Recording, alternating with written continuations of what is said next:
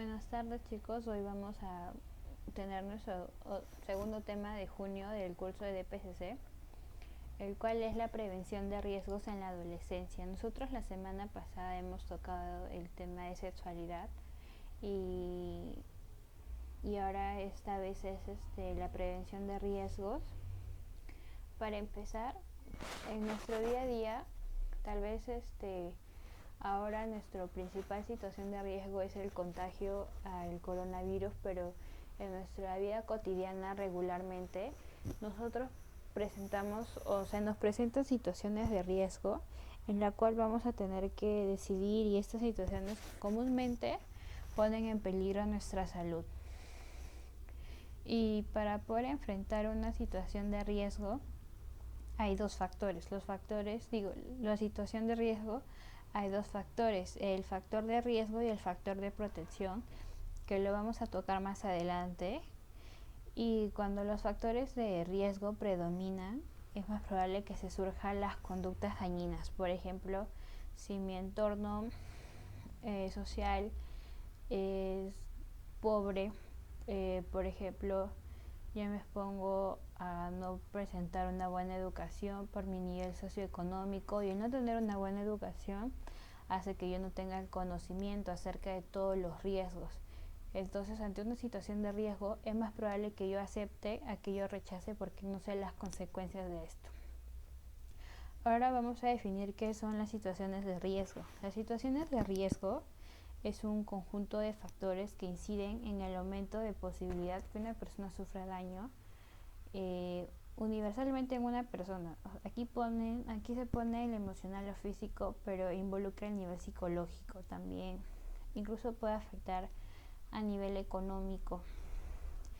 Y las situaciones de riesgo varían según la edad y el entorno.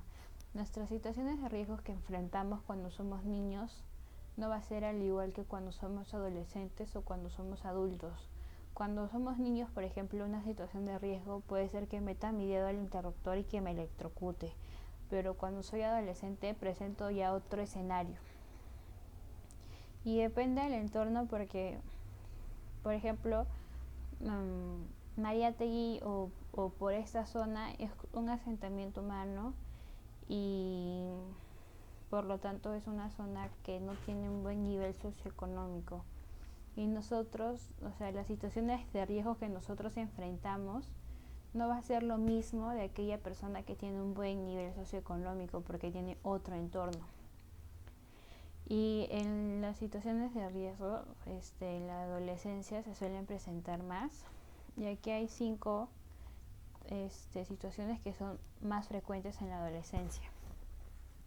Primero está el manejo irresponsable de la sexualidad. Eso ya lo hemos hablado la semana pasada, pero el mal manejo de la sexualidad está la actividad precoz, que muy rápido como que lo has desarrollado. El sin protección, que si lo haces sin protección, bien puede haber un embarazo adolescente o una infección de transmisión sexual, y la promiscuidad. Luego está el consumo de sustancias psicoactivas, que ahí ya entra lo que son las drogas, y esto se puede dar por influencia de la comunicación o por la presión de grupo. Los desórdenes alimenticios, que puede ser la deficiencia de alimentación como la anorexia, el exceso como la obesidad, y por último la bulimia. El uso inapropiado del tiempo libre. Y aquí están los deportes ilegales, que ahorita no se me ocurre uno, pero no sé si estoy segura o si está bien o no, que es los que manejan motos lineales, competencia de motos. La exposición inadecuada al internet, la exposición inadecuada al internet está dentro de la pornografía, que es una situación de riesgo, ya porque el ver pornografía te da una mala idea de lo que trata en realidad las relaciones humanas, y muchas veces se caracteriza por ser machista o misógena. Y también las aventuras que acaban en muertes Y después está la violencia, que puede ser violencia hacia ti mismo, violencia hacia otra persona.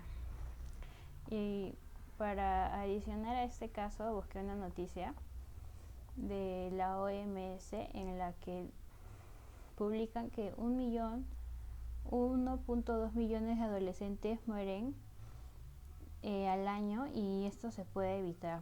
Las mayores causas de muerte están los accidentes de tránsito, infecciones de vías respiratorias y suicidio, y mencionan que estos accidentes se pueden prevenir, pero se tiene que mejorar el servicio de salud, educación y los servicios sociales.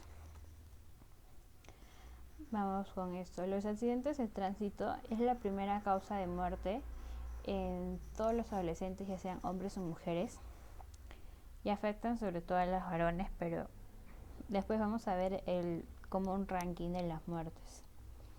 Y aquí no solo es a que apela a que los adolescentes manejan sin responsabilidad, sino mueren porque son peatones, ciclistas o motociclistas, y son muy vulnerables y por eso mueren. La otra causa de muerte es infecciones de las vías respiratorias bajas y las complicaciones del embarazo. Esto se da mayormente en las mujeres, y acá es preocupante porque dice entre las niñas de 10 a 14 años, y cabe recalcar que las niñas, muchas personas juzgan a las chiquitas porque piensan que para algunos salen embarazadas a causa de la desinformación, pero en muchos casos de embarazos adolescentes se da por violaciones. Y debido a que su cuerpo no está preparado para esto, pueden morirse por neumonía o porque tienen hemorragia en el parto. Otra causa de muerte es las conductas autolesivas o suicidas. Autolesivas es cuando te haces daño a ti mismo, y suicidio cuando ya finalmente te logras matar, te matas. Y por último dice, los adolescentes son más vulnerables a las situaciones de crisis humanitaria y los entornos frágiles, debido a que como es usualmente en las zonas pobres, al adolescente no le toca vivir su adolescencia, sino ellos ya pasan de frente a la otra etapa, que es asumen responsabilidades como un adulto y tienen que trabajar, y muchos de ellos dejan la escuela, y en otros países los adolescentes ya se casan, ya tienen que formar una familia y tienen que conseguir dinero, y esto puede causar malnutrición, lesiones involuntarias, embarazos no deseados, agresiones sexuales, enfermedades de transmisión sexual y problemas de salud mental. Y aquí está, no sabría cómo expresarme, diría que como un ranking de las principales causas de muerte. En las principales causas de muerte en tanto hombres como mujeres está el accidente de tránsito, las infecciones de las vías respiratorias, las conductas autolesivas, enfermedades diarreicas y ahogamientos. Y en lo que hacen los chicos, la principal causa de muerte es el accidente de tránsito, la violencia interpersonal, que son las peleas, ahogamientos, infecciones de las vías respiratorias bajas y conductas autolesivas. Y aquí están los números, o sea, cuántos mueren mundialmente. Y en las chicas es la principal causa de muerte es las infecciones de las vías respiratorias, las conductas autolesivas, enfermedades diarreicas, afecciones maternas y accidentes de tránsito. Y ahora sí, vamos con los factores de riesgo y protección. Estos son variados y se dan tanto en el área personal como social. En el área personal es tanto intrapersonal como inter. Intrapersonal es tú mismo, tú solo, y interpersonal es como que tú y tu relación con los demás. Y a nivel social está involucrada la familia, escuela y grupos. Cuando los factores de riesgo predominan, es más probable que se surjan conductas dañinas. Eso ya lo habíamos hablado antes. Y en la adolescencia se evidencian mucho. Por ejemplo, en los factores de protección están estos de acá, pero dice que es necesario que tenga la persona fuerza de voluntad para usarlo y en esto se involucra, o sea, tiene una relación directa con una familia funcional, los buenos amigos y una orientación escolar adecuada. Y eso te permite como que desarrollar tus factores de protección, que está la confianza en sí mismo, la familia y la comunidad, relaciones de apoyo y afecto entre familia, amistades y comunidad, pertenencia a un grupo en el cual se comparten creencias y valores y normas claras, consistentes, que se respetan por ser justas y oportunas y solución adecuada de conflictos.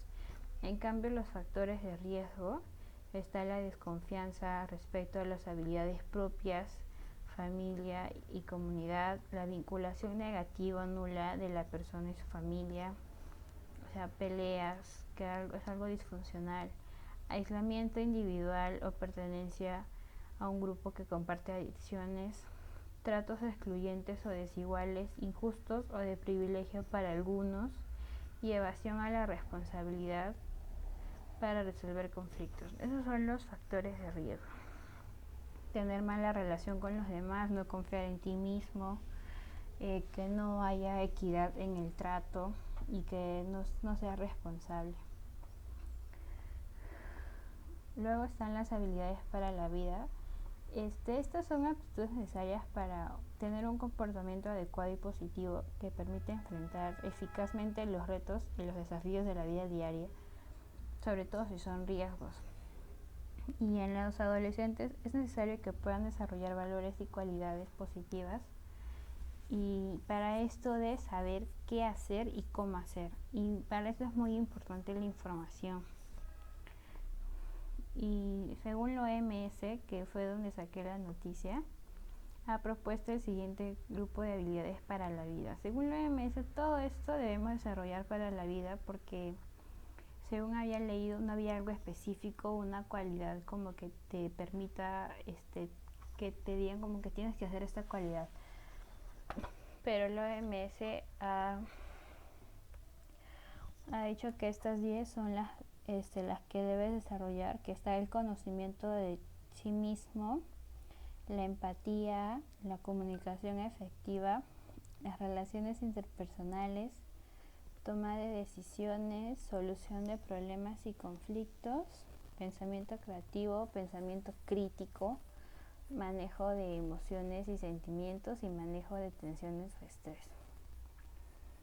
Todo esto es importante. Nosotros ya sabemos que es la empatía, la comunicación efectiva o asertiva, buenas relaciones interpersonales, no solo tenerlas, también buena toma de decisiones, que también ya hemos tocado ese tema, solución de problemas y conflictos, pensamiento creativo y crítico, que no confíes en que todo el conocimiento o lo que te dicen es cierto, sino criticar, no en forma destructiva, sino esto es bueno o esto es malo, debo hacerlo, no. El manejo de sentimientos y emociones, que también ya lo hemos trabajado, y el manejo de tensiones o estrés, que ahí puede estar el hacer ejercicio, hacer yoga o tratar el estrés directamente, o sea, tratar con la fuente de estrés. Si alguien te grita mucho y te estresa, como que hablar con esa persona para que ya no caigan en lo mismo. Y las acciones preventivas, para esto se tiene que buscar información de las situaciones de riesgo que enfrenta. No todos se enfrentan los mismos riesgos, pero ahora que tenemos la tecnología puedes buscarlo por internet y saber qué causa tal acción, y para que tú mismo tengas un discernimiento de si lo debes hacer o no y estar preparado. Ahí tienes tu herramienta. La idea es que lo sepas usar. También se tiene que analizar la situación y pensar en las consecuencias de esa acción, no solo al instante, sino a mediano y a largo plazo. Por ejemplo, ¿qué tal si me dicen, vamos a conducir un carro, pero son menores de edad, no tienen licencia? Puede haber un accidente y no pueden, o sea, no solo se arriesgan la vida de ustedes, sino la vida de alguien más. Incluso algunos quedan sin piernas por el impacto del choque. Y entonces eso es una consecuencia a largo plazo. Otra que se necesita es respetar las normas. Las normas están por algo.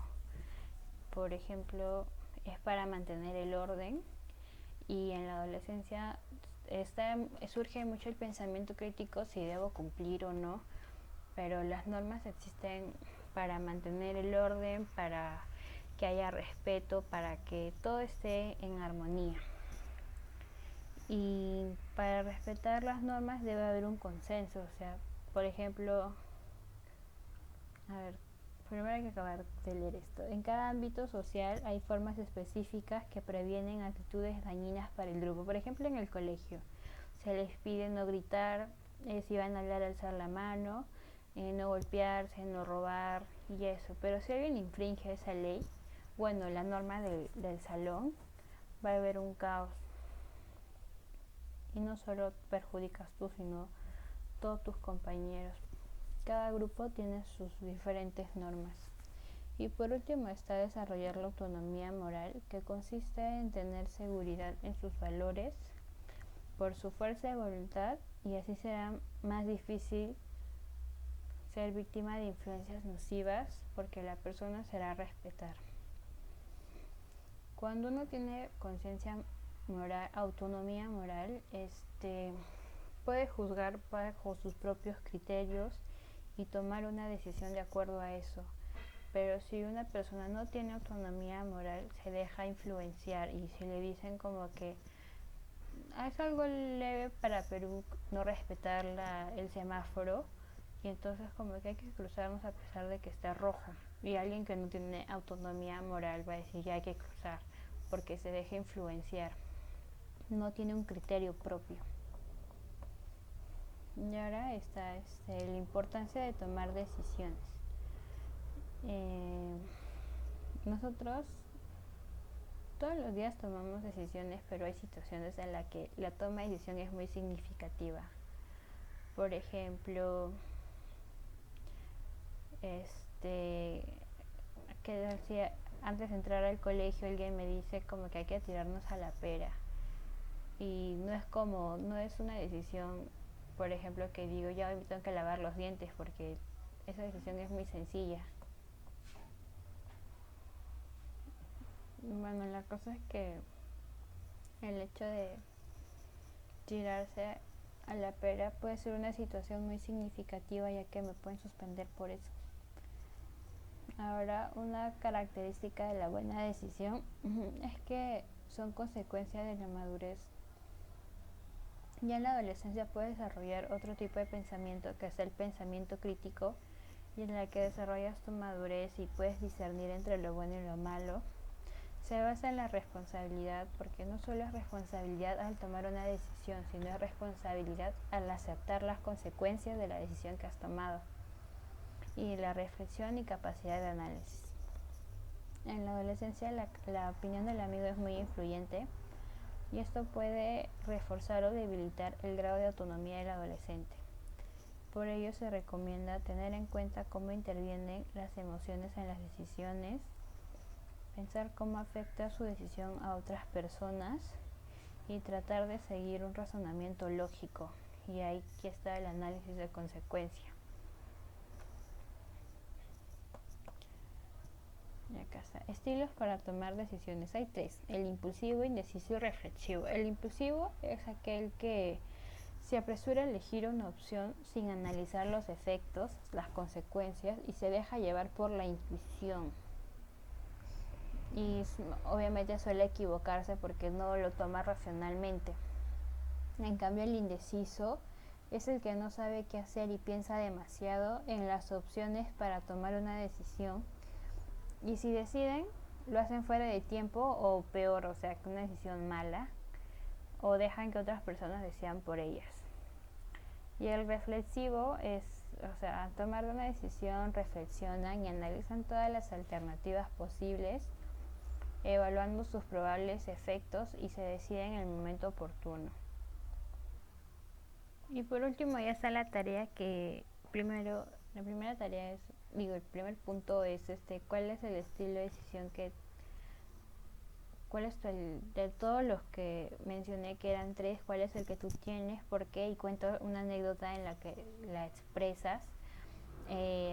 Después es según las habilidades de vida, cuál presentas tú y cuenta cómo se refleja en ti, o sea, incluso si se refleja la comunicación efectiva o presentamiento crítico, nómbralas y cuenta, o sea, en qué momento o por qué. Y por último menciona 3 factores de riesgo y 3 factores protectores que se reflejan en ti, y 3 más 3, 6. Y aquí está, 20 puntos. Bueno, chicos, gracias a Dios.